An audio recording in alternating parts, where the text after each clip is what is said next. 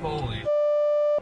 A motorist named Ty C gave us this video. He was waiting at the rail crossing, saw the stranded semi-truck, got out his cell phone. You can see the truck driver walking down the track trying to wave down the train. But as you're about to see, that train kept on coming. The trailer of the semi exploded, sending its cargo of trail mix flying.